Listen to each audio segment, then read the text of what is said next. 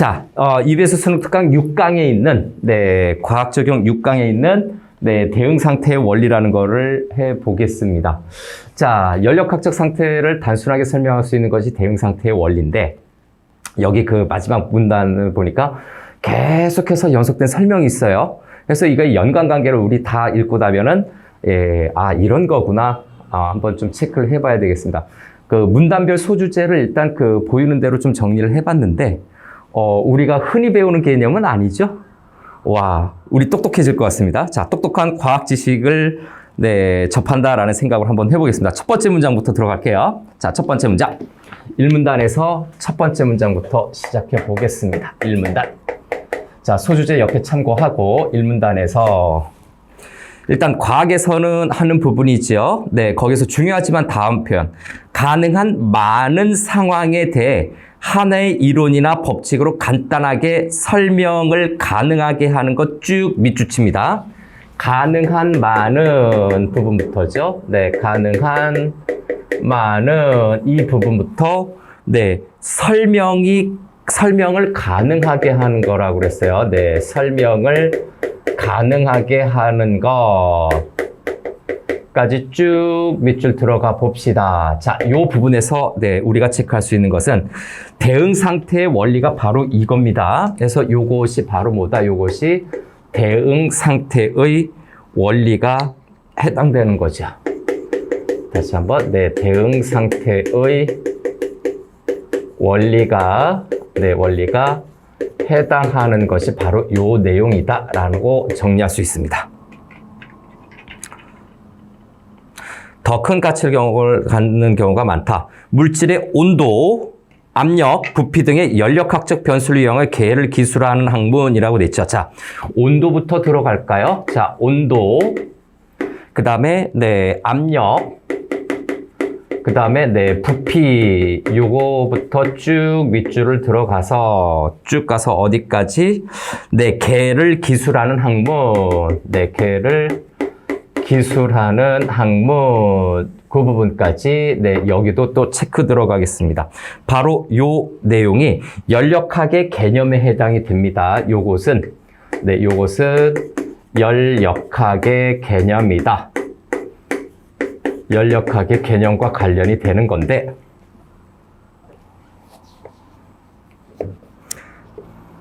자, 근데 여기 또 개라는 것이 있어요. 그래서 요거를 1번으로 좀 잡아주면 두 번째 개라고 하는 것이 뭐가 있는지 좀 배경 지식으로 약간 들어갈게요. 그래서 개라고 하는 것은 경계나 수학적 제약으로 정의된 실제 또는 상징적인 우주의 일부분 주위와의 관계에 따라서 닫힌 개, 열린 개, 고립계로 나눌 수 있다라고 해요. 그래서 이 개에 관련된 것은 닫힌 개, 요런 개념들은 좀 알아. 그 다음에 열린 개, 열려 있다. 그 다음에 고립계로 구분이 됩니다. 고립계로 구분이 된다라는 배경 지식은 갖고 있어야 돼요. 고등학교 교과서 지식이니까 요건. 그래서 열린 개로 구분이 된다. 자, 연력학에서도 예외가 아니다. 그래서 연력학이라고 하는 것은 결국 뭡니까? 열을 에너지의 한 형태로 보는 겁니다. 그래서 다시 한번 연력학의 개념과 관련이 된다라고 했는데, 이 연력학이라고 하는 것을 다시 이제 고등학교 교과서적인 내용으로 잠시 끌어오면, 자, 연력학이라고 하는 것은 열을 에너지로 보는 거예요. 그래서 열과 역학적 일과의 관계에서 출발을 해서 열평형, 열현상 따위를 연구하는 거죠. 그래서 요거의 연력학의 특징은 열을 뭘로 본다? 열을 에너지로 본다라는 점. 열을 에너지로 본다라는 점. 키워드를 좀 먼저 알고 있으면 좀 편해요. 나중에서도. 열과, 자, 다시 한번 이 열과, 플러스인가요?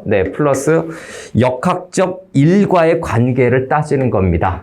그래서 역학적 일과의 관계를 여기에서 따져보는 것이 바로 연력학의 개념인데, 그죠? 여기에서 역학적 일과의 관계를 따지는 요 부분에서 보통 뭐 열평형 현상도 있고요. 열현상 따위를 연구하는 거죠. 그래서 열평형이라든가 또는 네, 보니까 네, 열 현상이 등이 여기에서 관련된 내용으로 공부를 하게 되는 겁니다. 그래서 연력학적 변수들과의 상관관계에서 대응 상태의 원리, 드디어 핵심 키워드 중심화제 나왔네요. 그래서 네, 대응 상태의 원리 네모칸 들어갑시다. 대응 상태의 원리 네모칸 별표 드디어 나왔다. 중심화제. 자, 대응 상태의 원리 요것이 네, 중심화제 또는 네, 핵심 개념이 되는 거죠. 여기에서 핵심 개념 얘를 놓고 설명이 들어간다는 얘기입니다. 그래서 대응 상태의 원리. 자, 이에 해당한다라고 하는 것은 네, 이론이나 법칙을 얘기하는 겁니다. 그래서 네 번째, 네, 이에 해당한다라고 하는 이 부분에서 이 이라고 하는 것이 뭔지를 한번 좀 정리를 하는 것이 여기서 필요할 것 같습니다. 이에 해당되라고 한다는 것은 이론이나 네, 법칙을 의미하는 거예요. 이론이나 법칙을 의미하는 것으로 네, 대명사의 의미를 좀 정리해 주는 것이 좀 편합니다.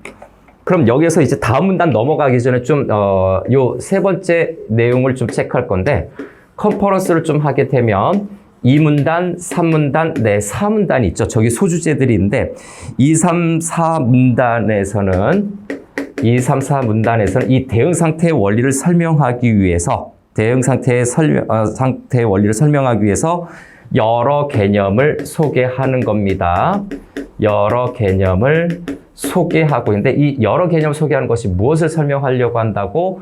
바로 대응 상태의 원리를 설명하고자 하는 겁니다. 여러 개념이 이 대응 상태의 원리를 네, 뒷받침하는 내용이다라고 봐야 돼요.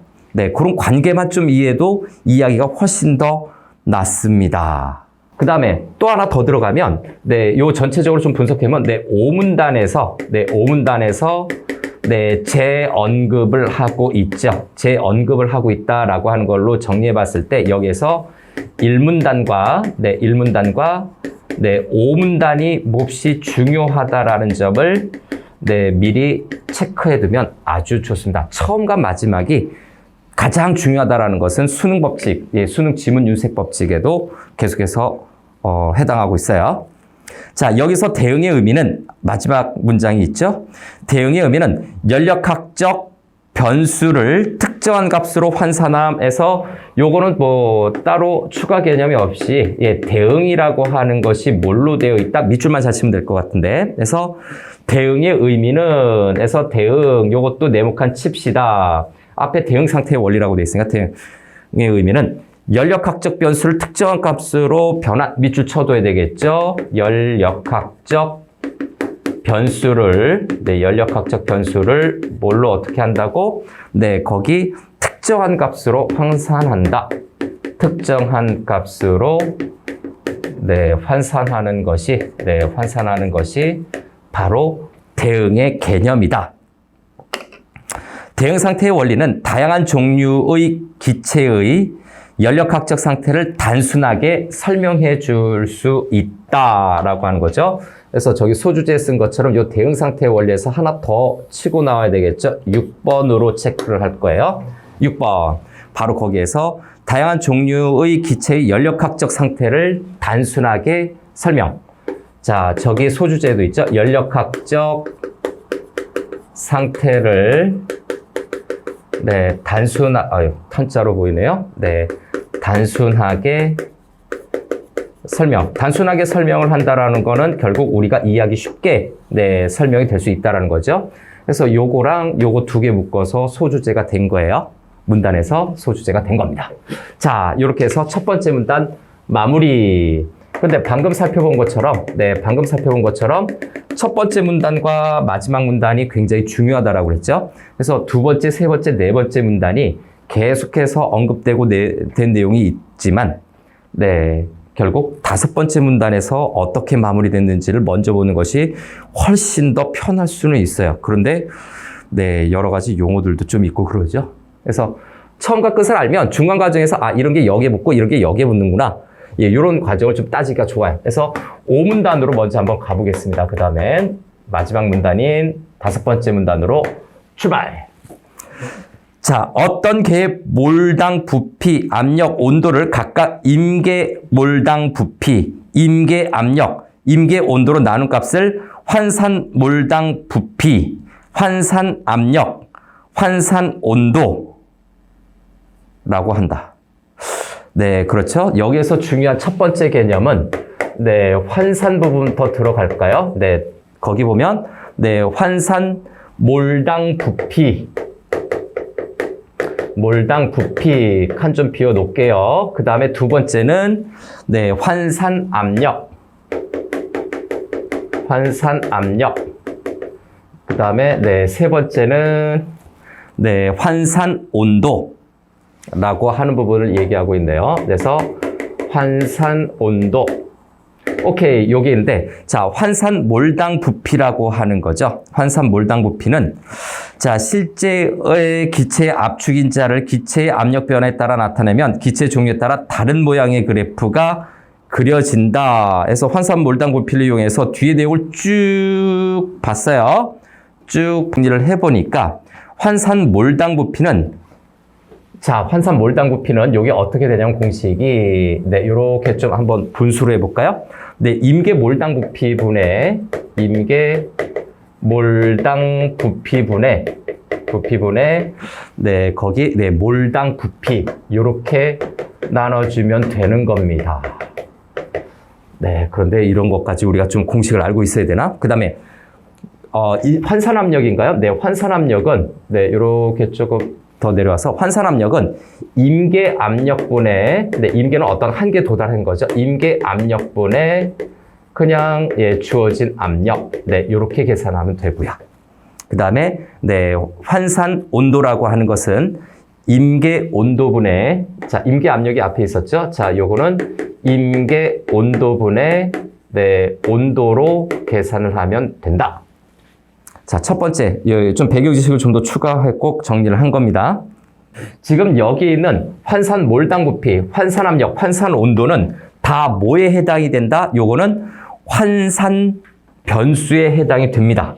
그래서 여기 있구나. 그래서 요 세 가지 모두는 네, 환산 몰당 부피, 그다음에 압력, 환산 온도는 환산 변수에 해당한다. 변수에 해당한다라는 것도 아울러 덧붙여 두세요. 환산 변수에 해당이 됩니다. 요게 환산 변수에 해당이 된다. 자, 이 환산이라고 하는 것은 어떤 기준이나 척도로 적용을 해서 네, 다른 단위로 바꾸는 걸 얘기하는 거예요. 네, 환산이라는 용어까지는 여기다 쓰지 않을게요. 환산은 어떤 기준이나 척도로, 그죠? 네, 그것을 값을 바꿔보는 거, 그것이 환산이다. 실제 기체 압축인자를 개의 압력 변화에 따라 나타내면 기체 종류에 따라 다른 모양의 그래프가 그려진다. 실제 기체 압축인자, 네, 밑줄 쳐놓고요. 실제 기체 압축인자, 기체의 종류에 따라 다른 모양의 그래프 밑줄 칩니다. 네, 그것도 개념을 좀 정리를 하고 갈게요. 다시 그 부분. 자, 밑줄 쳤죠? 네, 실제 기체의 압축인자, 실제 기체의 네, 압축인자, 네, 밑줄을 쳐놓고 쭉 밑줄을 쳐놓고 뿅. 그 다음에 변화에 따라 자, 기체의 종류에 따라 다른 모양의 그래프에서 기체 모양인가요? 네, 기체 종류죠. 네, 기체 종류에 따라 네, 다른 모양의 그래프 키워드를 좀 줄여서 여기도 쭉 밑줄 들어가겠습니다. 그래서 여기서 이제 키워드를 좀 정리하는데 압축인자는 기체 종류에 따라 다르다. 이렇게 정리하면 돼요. 요거는 다시 한번 압축인자라고 하는 것은 기체 종류에 따라 다 각각 다르다라고 문장 자체에서 이해하면 되죠.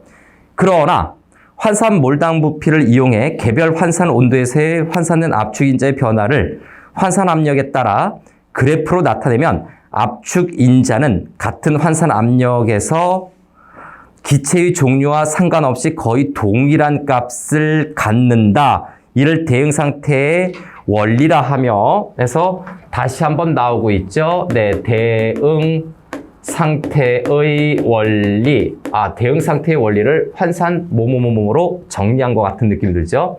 대응 상태의 원리 네모칸 쳐두고, 앞에서 첫 번째 문단에서 봤었던 대응 상태의 원리가 나와 있죠? 이 글은 지금 중간 부분에 중괄식으로 중심 키워드를 배치하고 있어요. 그래서 요거의 문단 구성 방식은 중괄식이다라고 볼 수가 있어요. 중간 부분에 핵심 키워드를 배치했다라고 봐야 되니까. 그래서 대응 상태의 원리 네모칸 쳐놓고 앞에 있는 부분, 그러나 부분이죠.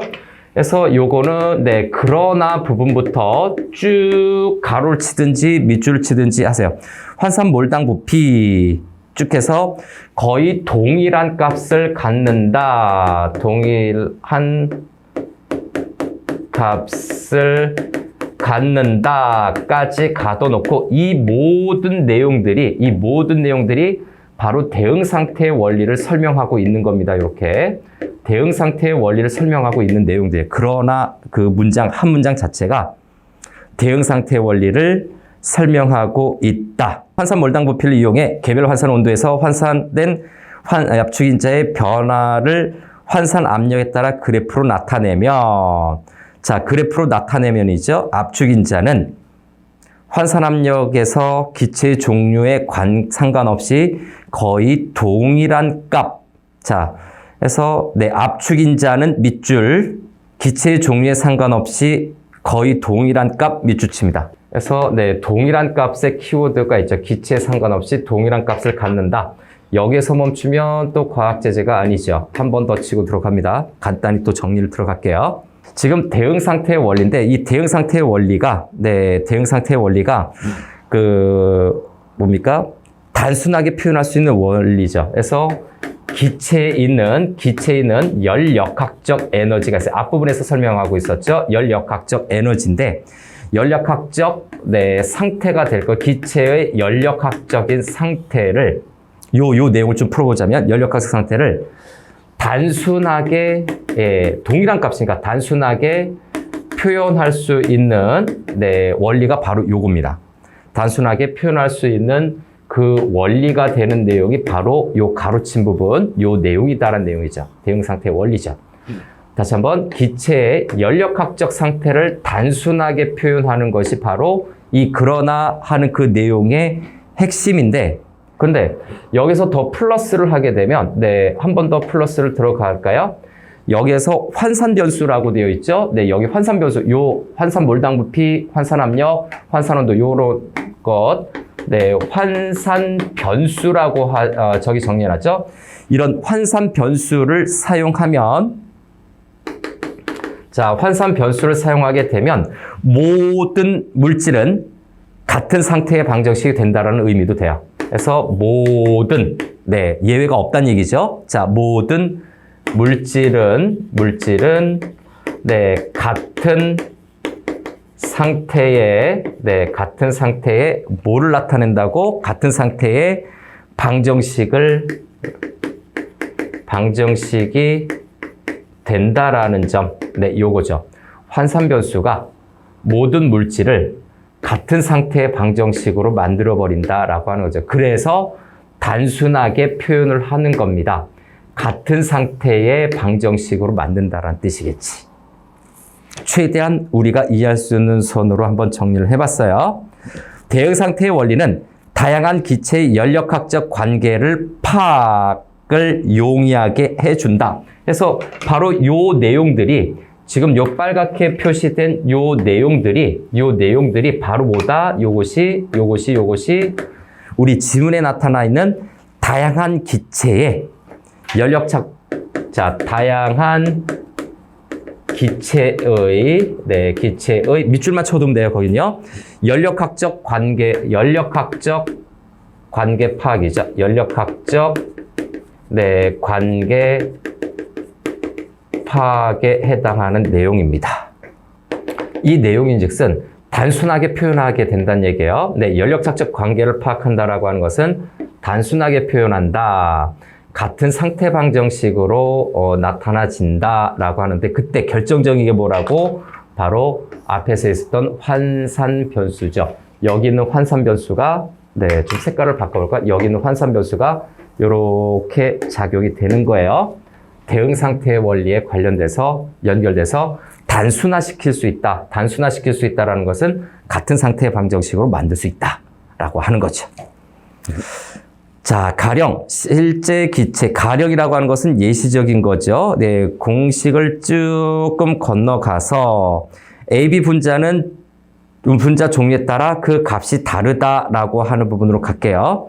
반데르 발스의 상태 방정식은 공식의 형태로 실제 기체 분자 간의 일렬 고려한 계수 A와 기체 분자의 자체 부피를 감안한 계수 B가 도입되어 있으며 A, B는 분자 종류에 따라 그 값이 다르다.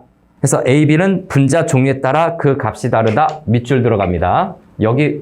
여기에다가 하나 더 체크할게요. 그래서 여기에다 하나 더 체크하면 빡빡하게 채우네요.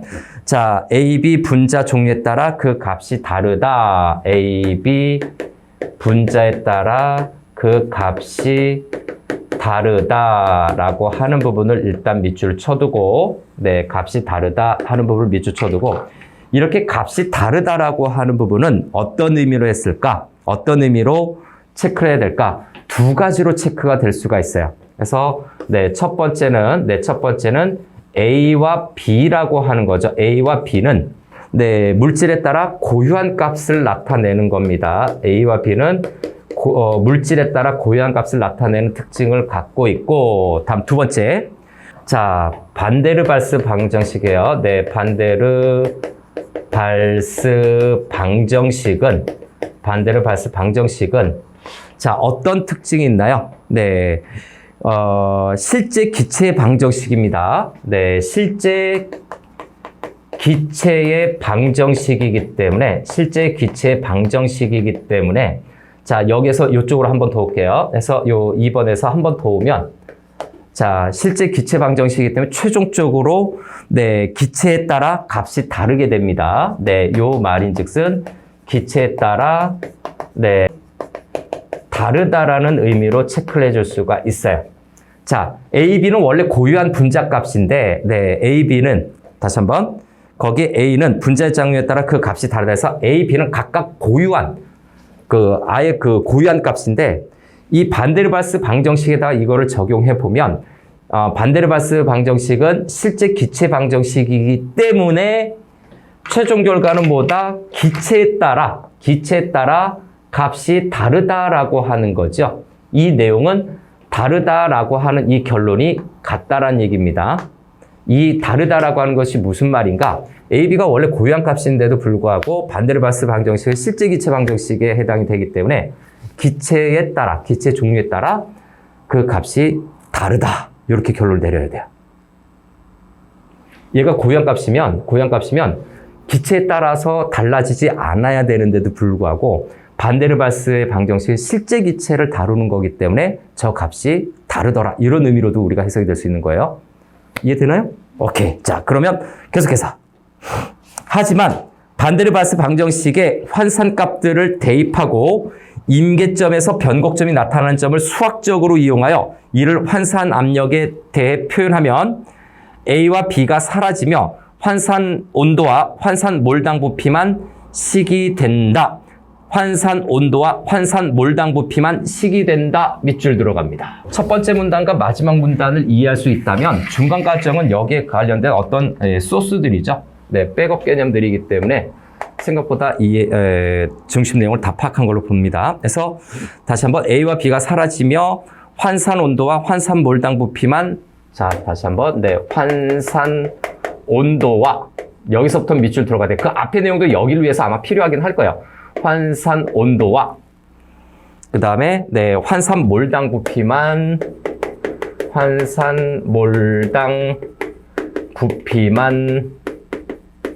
식이 된다.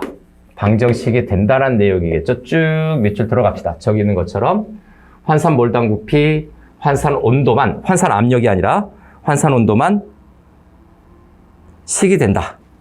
그래서 이 내용이 바로 뭐냐? 앞에서 얘기했었던 요거인즉슨, 네, 반데르발스인가요? 네, 반데르발스 방정식을 다시 한번 반데르발스의 네. 그 상태 방정식이죠. 네. 상태 방정식을 단순화한 것이, 네. 단순화한 것이 바로 요겁니다. 환산 온도, 환산 몰당 부피, 요걸로만 표현이 되는 것이 바로 단순화. 핵심 나왔네요. 이 대응 상태의 원리로 반데르발스의 방정식을 단순화했다라는 얘기예요. 그래서 그 과정을 여기에서 설명을 했는데, 자, 연력학적 상태를 단순하게 표현한다는 의미도 되고, 환산 변수를 사용했을 때 같은 상태의 방정식을 만들 수가 있다. 그런데 여기에서 네, 다양한 기체의 연력학적 관계를 파악할 수 있는데, A, B 분자값이 서로 다르다라고 하는 것은 네, 반데르발스 방정식 실제 기체 방정식을 다루기 때문에 기체에 따라 값이 달라지는 특성을 나타낸다. 그래서 최종적으로 환산 온도와 환산 몰당 부피만 단순화된 식이 된다. 요 얘기를 하고 있는 거예요. 좀 어려운 말들이 있어서 그런데 최종 결론적인 것만 따라가면 우리가 어느 정도는 내용을 쫓아갈 수가 있고 이해할 수도 있죠. 그래서 즉 마지막 문장이죠. 기체의 종류와 상관없이 같은 환산 온도와 같은 환산 온도와 환산 몰당 부피에서 기체는 같은 환산 압력을 나타낸다. 요 얘기네요. 그래서 요 얘기인데 6번으로 좀 분류를 하면 자, 같은 환산 온도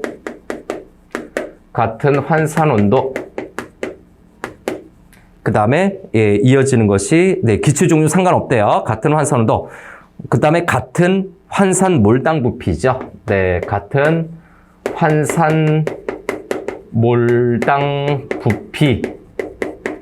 요 얘기 다시 하는 거예요. 요거 똑같은 거 다시 쓴 거거든. 요 같은 환산 온도와 같은 환산 몰당 부피는 같은 환산 압력을 나타낸다라는 거죠. 네, 같은 환산 압력.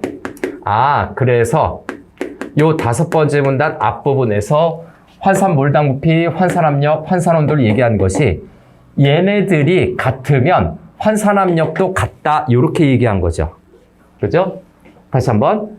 환산 몰당 부피와 환산 온도가 같으면 환산 압력도 같다. 이렇게 본 거예요. 그래서 이렇게 계산되는 이 식에서 네, 저 개념을 도출해낸 걸로 보여집니다. 그래서 예, 요거는 이제 좀 추가적으로 좀 정리를 하는데 네, 컨퍼런스를 해볼게요. 요 5번과 6번을 묶어서 좀 더 깊이 들어가 보면 자, 반데르발스의 방정식이죠. 네, 반데르발스의 네, 상태 방정식은 네, 단순화했다라고 하는 건데, 네, 상태 방정식에서 네, 방정식도 기체의 종류와 상관없이, 네, 요게 중요한 거죠.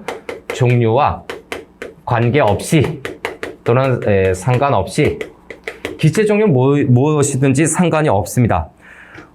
네, 환산 변수만으로 뭐가 됩니까? 저 3개. 환산 몰당 부피, 환산 압력, 환산 온도로 네, 환산 변수만으로 이루어진 식이라고 해야 되나요? 네, 이루어진 네, 식이 된다.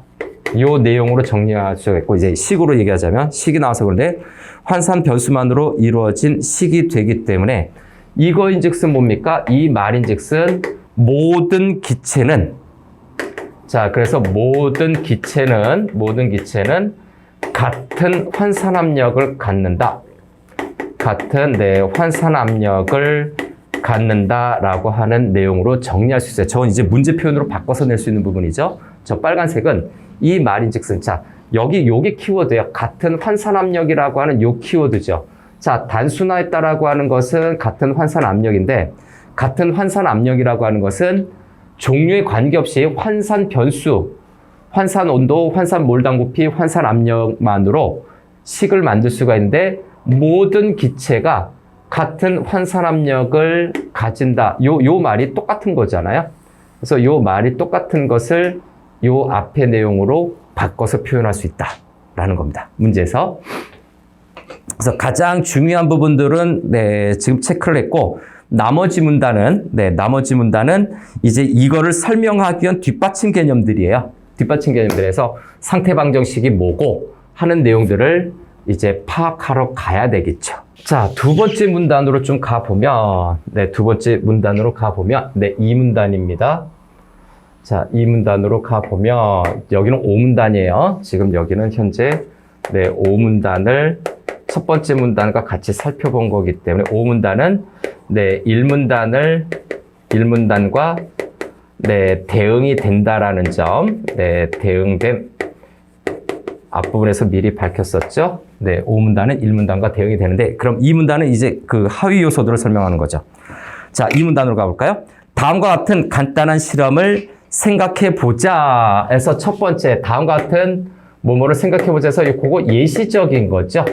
예시가 지금 나타나기 시작합니다. 그래서 예시를 사용해서 그 이해를 쉽게 하고 있죠. 이해를 쉽게 하려는 목적으로, 쉽게 하려는 논지 전개 방식을 사용하고 있습니다. 두 번째 문단, 첫 번째 문장 끝나자마자 실린더의 기체를 채우고 피스톤을 누르면 실린더 내부의 부피가 감소하면서 압력이 증가. 피스톤을 누르면, 그래서 두 번째, 피스톤을 누르면 쭉 가서 마지막 부분에 뭐가 있습니까? 내부의 부피가 감소하면서 압력이 증가. 그래서 부피 감소도 밑줄 쳐볼까요? 부피가 감소하면서, 여기 부피도 있으니까. 자, 부피가 감소하면서 또 어떤 내용이 있나요? 압력이 증가해서 압력 증가까지 밑줄 쳐봅시다. 백업 개념. 피스톤을 누르면 부피 감소, 압력 증가. 요거에 대해서 교통정리 한번 해보겠습니다. 자, 이 말인즉슨 뭐냐면 이상기체 상태 방정식이 있거든요. 이상기체 상태 방정식에 따라, 방정식에 따라 어떻게 된다고? 여기 아까 대응상태 원리는 단순화되어 있다. 같은 환산 압력을 갖는다. 이 내용이 우리 머릿속에 있어야 되는데, 이상기체 상태 방정식에 따라 압력과, 여기 압력이죠. 그래서 여기 압력과 또 여기 부피죠. 근데 여기는 감소를 하고 있고 여기는 증가를 하고 있습니다. 그래서 상태 방정식 압력과 부피는 어떤 관계라고? 부피가 반비례 관계네요. 부피는 반비례 관계이군. 이런 판단을 우리가 내릴 수가 있죠. 그 부분에서. 또 한 문장으로 넘어갈게요. 또한 실린더 부피를 일정하게 유지한 채 온도를 높이게 되면 실린더 내부의 압력이 증가해서 또한이니까 또 하나의 그 부분이 정리가 돼야 되겠네요. 자, 부피가 일정하게, 실린더 안에 부피를 일정하게 유지하는 거죠. 부피 일정 밑줄 쳐야 될 거고요. 그래서 요거 나눠서 가로쳐서 나중에 좀 구분해놔야 돼요. 부피를 일정 유지한 채, 자, 온도를 높이게, 높임, 요 정도로 정리할게요. 온도를 높이게 되면 실린더 내부의 압력이 증가, 압력 증가. 여기도 쭉쭉쭉 키워드로 밑줄 쳐 둡니다. 자, 그래서 이상기체 상태 방정식을 앞에 언급했으니까 그거에 맞춰서 이상기체 상태 방정식에 따라 온도와 압력은 비례 관계를 나타내고 있지요. 요 규칙적인 패턴 특성만 잘 파악해도 우리가 어느 정도 이해하고 가는 겁니다. 자, 개를 이루는 기체의 압력, 몰당 부피, 절대 온도의 상관관계를 방정식으로 표현한 것이 바로 뭡니까? 그것을 기체 상태 방정식이라고 하는데, 기체 상태 방정식이라고 하는 거죠. 그래서 표현한 것을 기체의 이제 상태 방정식인가요? 그래서 상태 방정식, 기체는 덤으로 해놓고, 자, 상태 방정식 네모칸 쳐둡니다. 별표 쳐놓고요. 상태 방정식. 개를 이루는 기체의 압력이죠. 그래서 개를 이루는 기체의 압력, 여기 앞에 쓰였던 거죠. 압력. 그 다음에 몰당 부피, 그 다음에 또 하나의 키워드 절대 온도의 상관관계를, 온도의 상관, 서로 연결되는 상관관계를, 그죠? 상관관계를 방정식으로 표현한 것이죠. 방정식으로 표현한 것 밑줄 쫙 쳐둬서 요건 추가 설명이 아니라 네, 개념 정리한 거죠. 여기에다가 연결 쭉 해놓으면 됩니다. 상태 방정식에 대한 개념 정의를 나타내고 있습니다.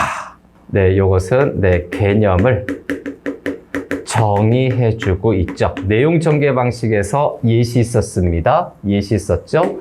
그 다음에 네, 정의 방식이 나타나고 있다. 내용 전개 방식을 두 번째 문단에서 많이 따져보면 돼요.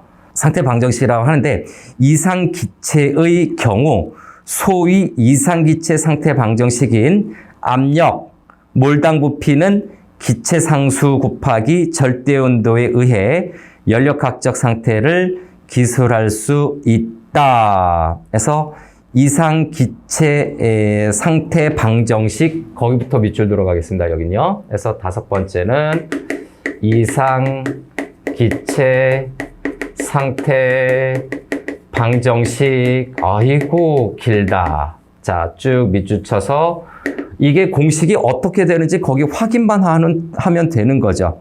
자, 방정식이라고 하는 것은 앞부분 쭉 밑줄 칠 수 있는 부분들인데 예, P 곱하기 V는 R 곱하기 T죠. 그래서 요거는 P 곱하기 V죠. PV는 RT다 이렇게 나타내고 있습니다.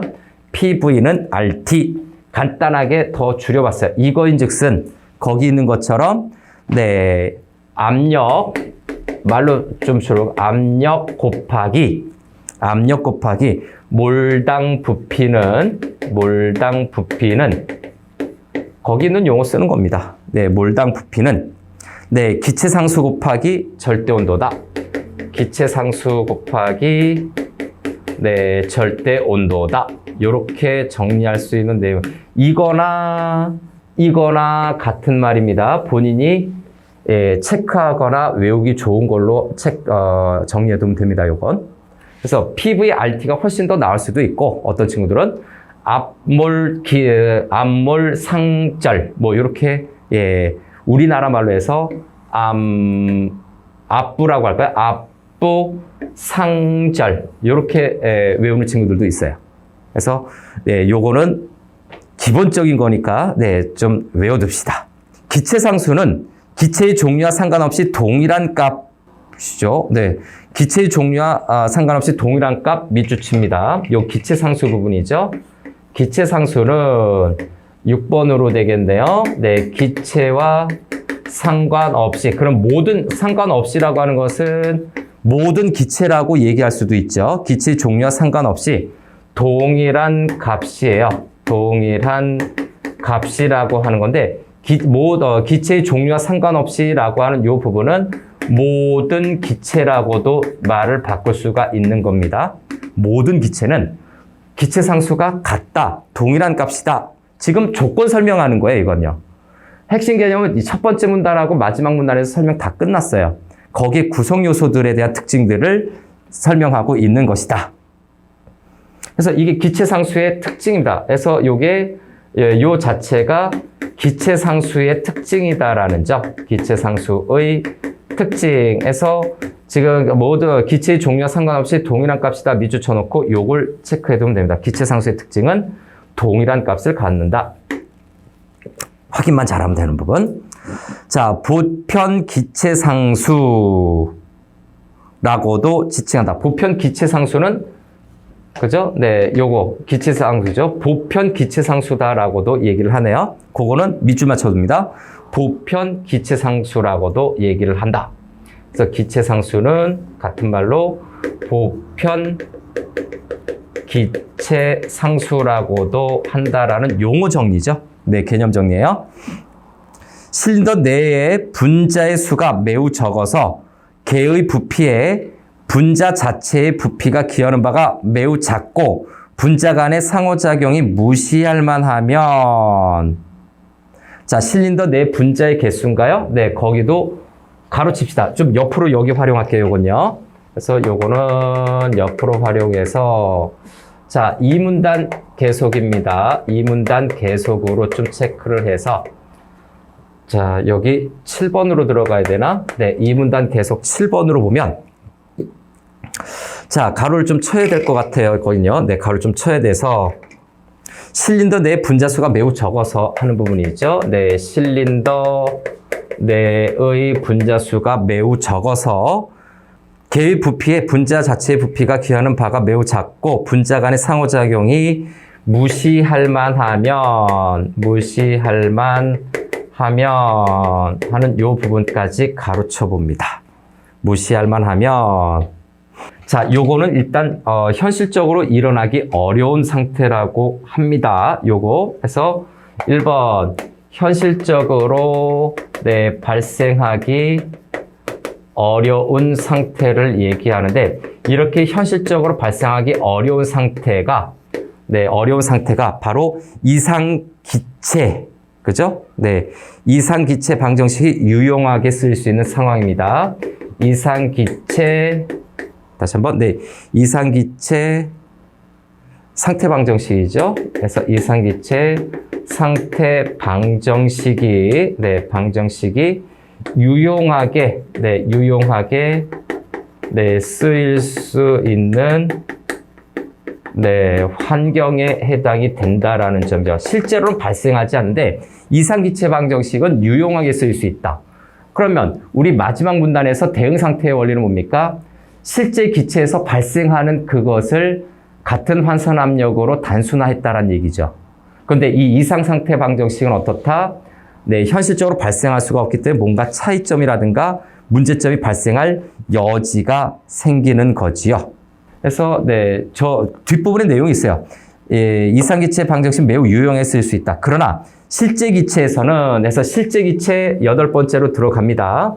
그래서 네, 실제 기체에서 네, 8번째는 다시 일로 와서 실제 기체 이 두 가지 중에서 가장 중요한 건 뭐다? 실제 기체에 관련된 내용이 있잖아요.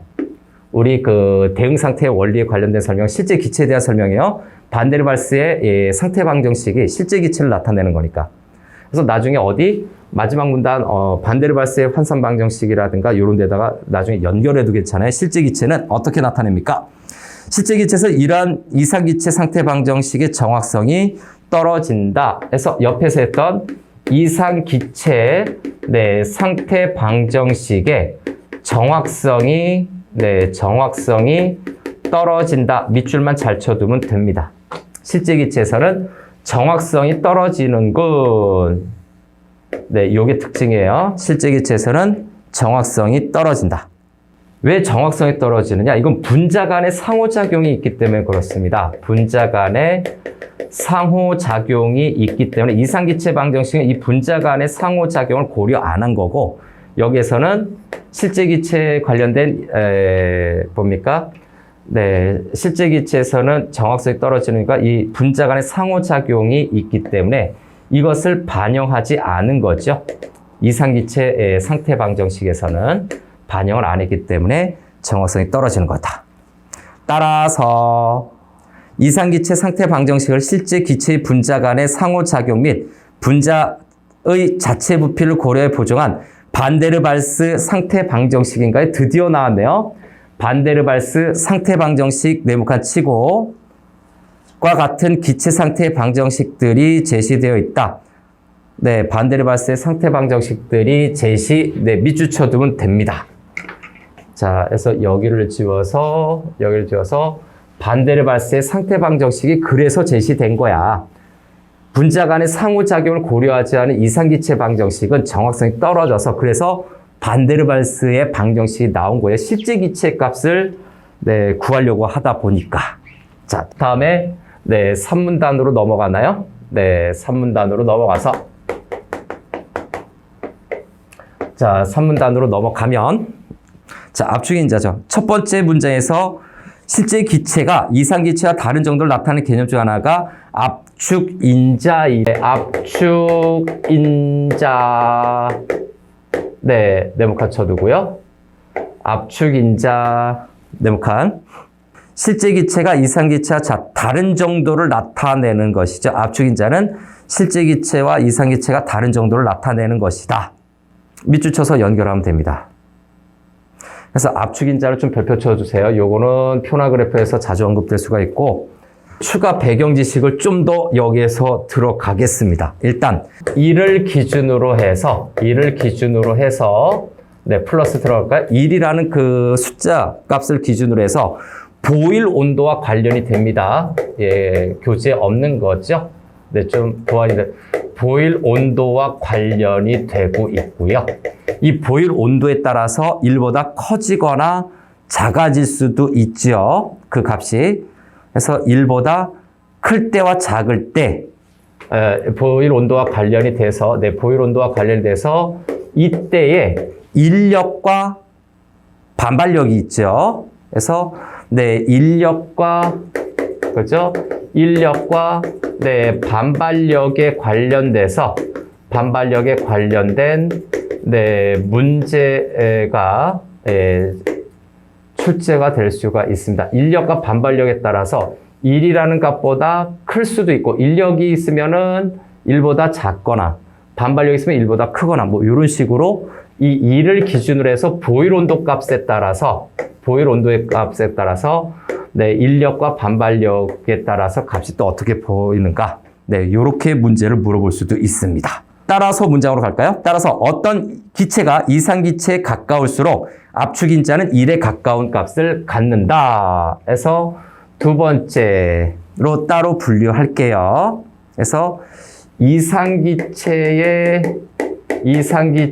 가까울수록 이것은 1의 값을 갖고 있다. 이렇게 정리해 버릴게요. 이상기체는 1의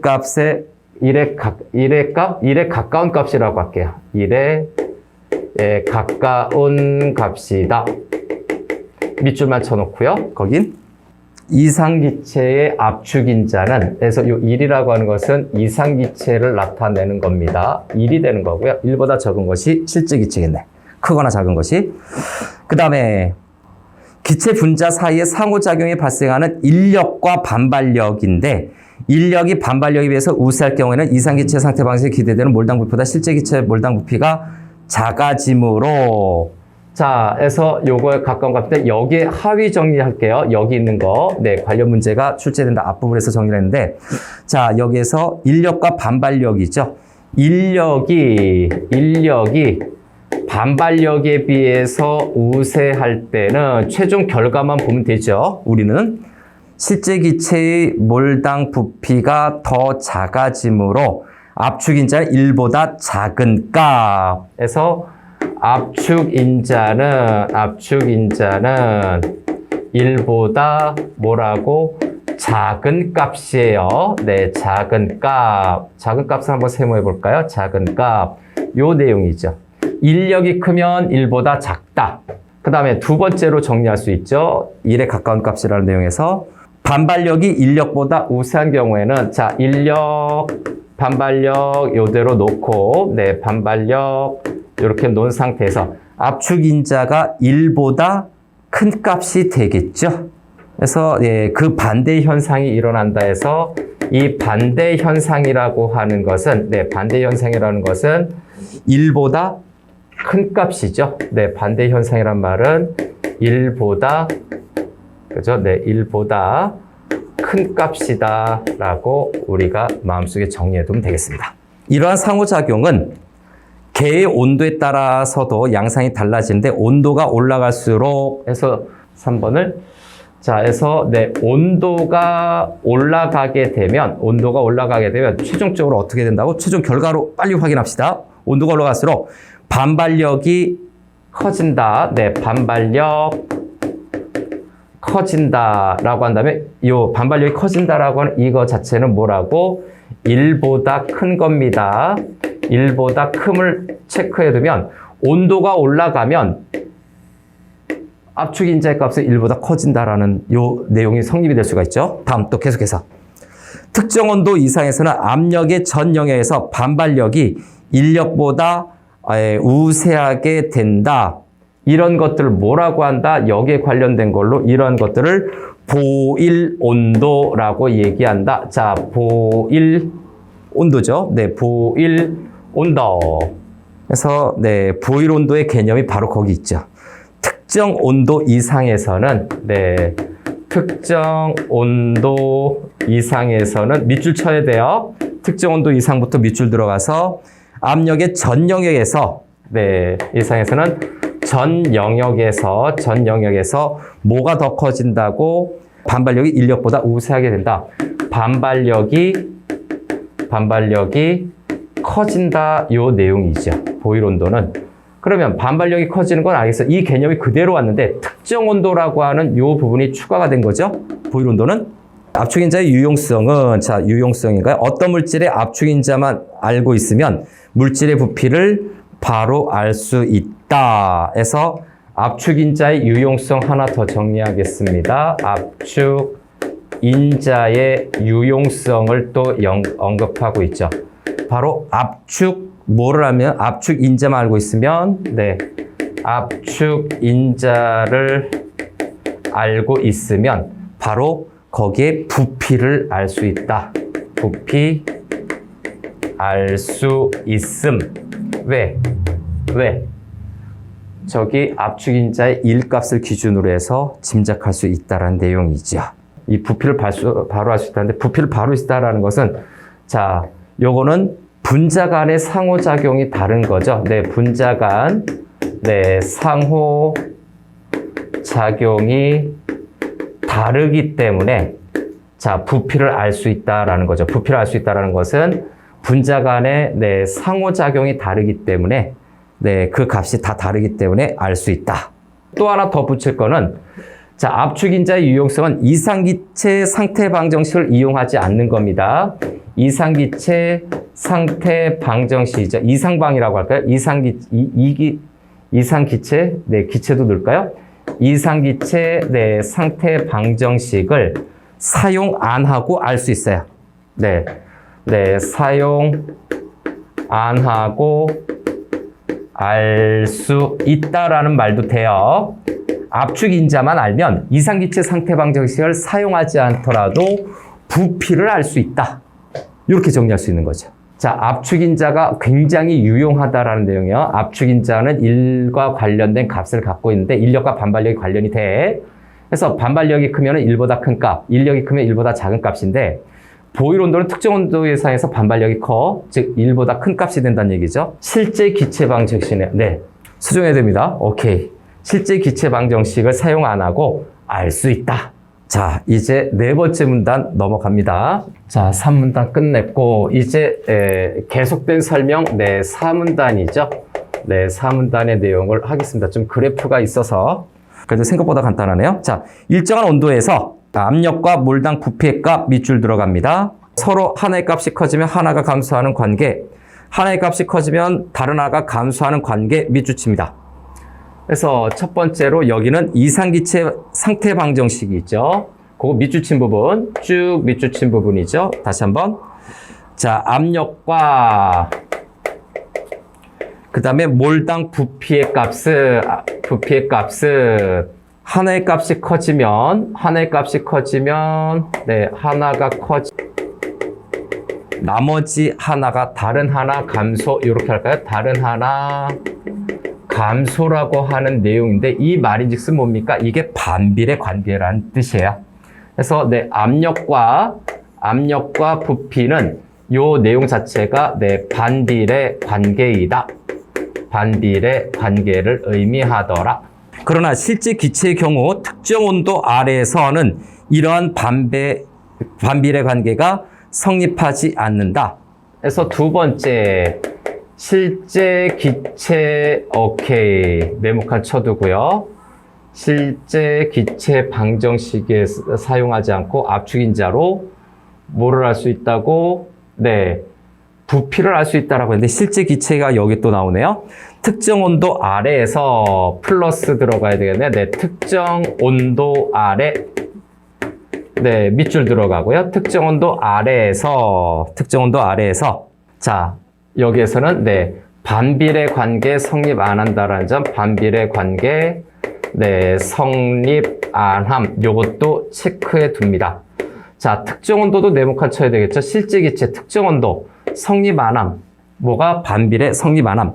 요것도 정리해 둘 필요가 있겠네요. 반비례 관계가 성립하지 않는데 요거를 이제 그 실제 기체에 입각해서 보면 특정 온도가 되면 네, 이 말인즉슨 무슨 의미냐? 네, 이 말인즉슨 무슨 뜻이냐? 어떤 기체가 특정 온도 구간이죠. 그래서 실제 온도 구간이죠. 그래서 특정 그 그래프에 나타나는 건 특정 온도 구간에서 뭐가 된다라는 내용이니 자, 액화가 됩니다. 액화가 되면 뭡니까? 압력이 저 압력과 부피의 관계를 앞에서 설명했죠. 압력이 어떻게 됩니까? 증가 안 합니다. 증가 안 하기 때문에 반비례 관계가 성립을 안 하는 거예요.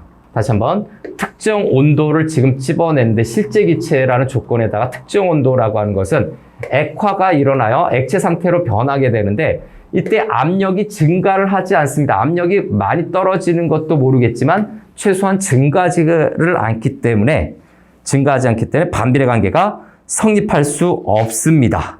그 다음에 가령 하는 부분은 예시죠. 예시는 문제에서 직접적으로 구체적으로 물어보지 않는다면 네, 좀 뒤에 파악해도 돼요. 예, 논지전개 방식이 나타난 거고 논지전개 방식이 두 번째 문단에서도 예시, 여기에서도 예시, 이해를 쉽게 하고자 이 예시를 든 거죠. 그래서 이 가령이라고 하는 내용 전체 전부 다 가로쳐야 됩니다.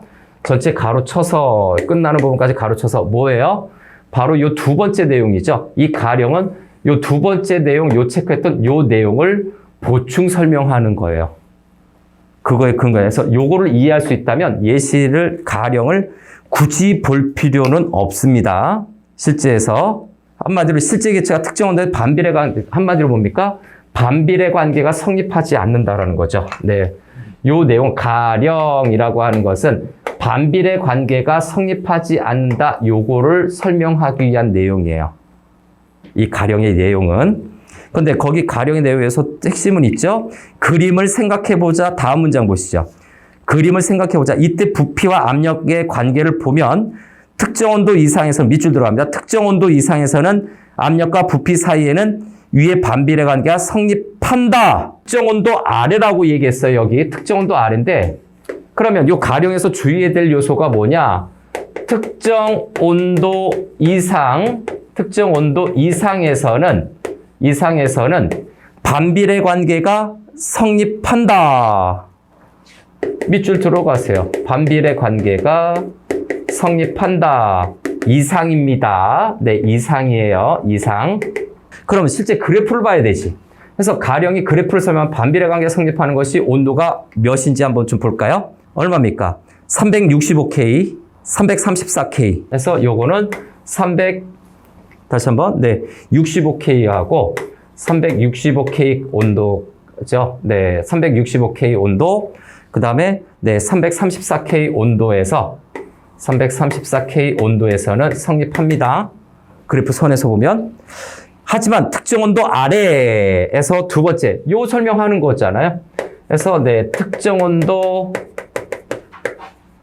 네, 아래, 앞에서 설명한 거니까 아래 동그라미 해놓을게요. 특정 온도 아래는, 네, 반비례 관계가 어떻게 된다고? 네, 아래에서는 실린더 내부의 기체 부피 줄어가면서 커지지 않고 일정하게 유지되는 구간이죠. 네, 더 이상, 네, 커지지 않고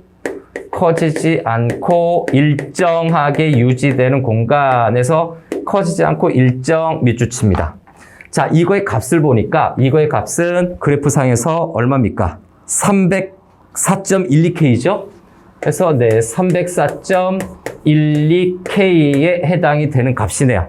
그 아래, 304.12K 아래는 더 이상 압력이 커지지 않고 일정하게 유지되는 건데 304.12K 아래에서는 뭐가 된다고? 액화가 된다. 이렇게 정리할 수도 있네요. 아까 액화되는 부분에서. 그래서 액화가 하기 때문에 더 이상 커지지 않고 압력을 유지한다. 모든 기체가 액화된 후에는 부피를 줄여감에 따라 다시 압력이 급격하게 증가한다. 그래서 다시 한번 부피를 줄여감에 따라 그것도 밑줄 들어가세요. 만약에 부피를 줄이려고 하면 압력이 그만큼 더 크게 필요하다. 이렇게 정리할 수 있겠네요. 액화된 후에 부피를 줄여가는 것. 그거 4번으로 다시 할까요? 자, 부피를 줄이게 되면 압력이 개념은 알고 있어야 되겠죠? 네, 줄여가면 압력이 급격하게 증가. 네, 억눌러야 되니까 압력은 증가할 수밖에 없다. 줄였는데 압력은 증가시킨다. 다시 반비례 관계가 슬쩍 보이기 시작하네요. 이런 액화 현상이 처음 일어나는 온도를 임계 온도라고 한다. 해서 임계 온도 앞에 밑줄 쳐서 개념 정리한 걸로 하면 되겠죠. 임계 온도는 자, 액화 현상이 처음 일어나는 온도에서 액화 현상 처음 일어나는 온도, 요거는 교재에 있는 기본이 있죠. 네, 기본 내용이었어요. 그래서 임계 온도가 액화 현상이 처음으로 일어나는 온도 304.12보다 높으면은 기체, 낮으면 액체란 내용이죠. 그래서 임계 온도는 다시 한번 304.12K를 기준으로 한다라고 우리가 생각하면 됩니다. 이것보다 높으면 기체, 이것보다 낮으면 액체. 그죠? 그래서 여기에서 할까요? 높으면 기체, 요거보다 낮으면 액체, 이렇게 된다라는 점. 여기 304.12K 아래라고 이렇게 표시해 놨잖아요. 그죠? 액화된다라고. 임계 온도는 304.12K라는 점을 반드시 기억하세요. 그림에서 볼 수 있듯이 임계 온도에서의 변곡점이 나타난다. 변곡점, 이렇게 커브 곡선이 바뀌는 거겠죠?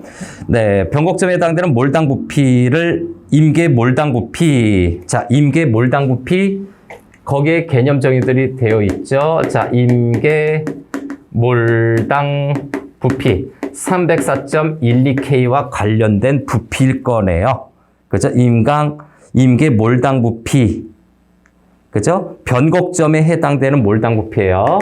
그래서 변곡점에 해당하는 몰당 부피 밑줄 쳐두고 연결해두면 됩니다. 이쪽으로. 임계 몰당 부피 밑줄 쳐두고 또 용어 정리하는 거예요. 압력을 임계 압력에서 임계 압력이라고 되어 있는 거죠. 임계 압력은 좀 빠진 거를 보면 변곡점에 해당하는, 요거 빠져 있죠. 변곡점에 해당하는 뭐라고요? 압력이겠죠. 압력이겠죠. 압력은 거기 있나? 변곡점에 해당하는 압력을 하니까 압력은 교재 그대로 써지니까 압력이에요. 요게 빠져 있죠. 변곡점에 해당되는 압력은 임계 압력. 그 다음에 이러한 임계 온도는 기체마다 고유한 값을 갖는다 해서 임계 온도 여기 있죠. 일어나는 온도인데 요걸 1번으로 정리할게요. 그래서 밑줄을 쳐두면 될 겁니다. 그래서 기체마다 고유한 값. 다시 한번. 기체마다 고유한 값이 있다. 이 304.12K는 여기에서 이 그래프에 관련된 겁니다. 기체마다 고유한 값을 갖는다. 임계온도의 특징이죠. 요거는 임계온도의 특징으로 볼 수 있어요. 고유한 값을 지닌다. 자, 그래서 네 번째 문단까지 다 마무리했습니다.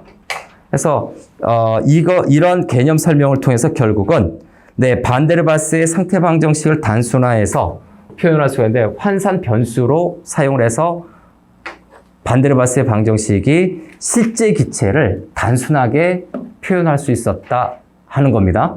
자, 마무리하겠습니다.